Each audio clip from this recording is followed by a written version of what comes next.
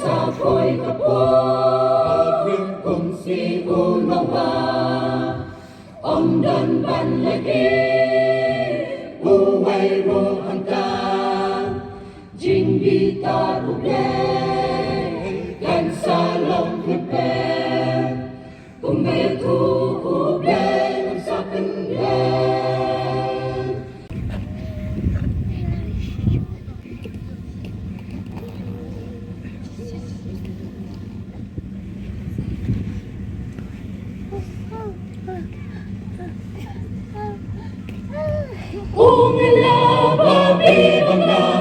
la thao la ubriu gat panang roi ukon unriu berthei dalam sniu gat hadu baya unle unong thao nong bu ulaleng den hukum jong u yau rukim ngai shu hantam blei ya jubitar uangan pendam no Pagriwan rat nak majunga ngan pendam no baro Enre uble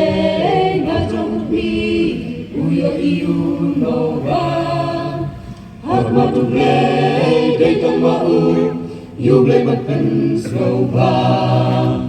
Kum da uble na play ulau you no wa Day tong day jong ni Wajang kahong jong na kunowa surkan bitar ublay nan pendo kendam no yubril dajin syurke kajin shlef no tau kayeng Amen yo la tim lembat kayeng jong me No aman kum kayeng ling upen kre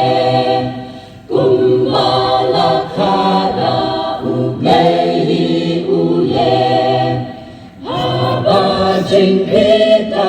ba ikrim ublei Ula penjodya Berteda jingseng Riu ban rat maro Ban rat padu Wilayah Jinglaitluid Jing bita riu balepong Henry tam kayin noa Hajing suk kenjai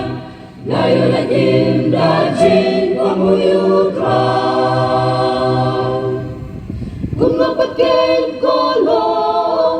kinikisni jongi, kung kibangye jong ublay, ayaw pingin yoin. Hato ublay ubabi, nem jingim jongi, baula para ukun, namar kipop jongi, kan sapoy kapop. Si unawa Om dan ban lagi Uwai ro hanta Jing bita ublay Kan salom kepe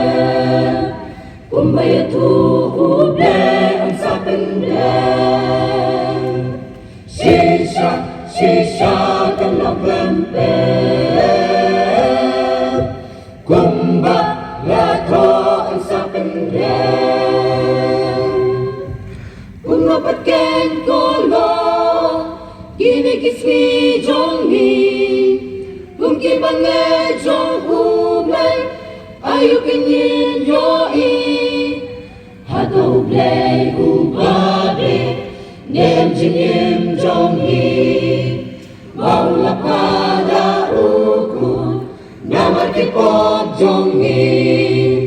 Kan sapoy kapwa Rim kum si unawa Om dan ban lagi Uwai ro hanta Jing bita ruble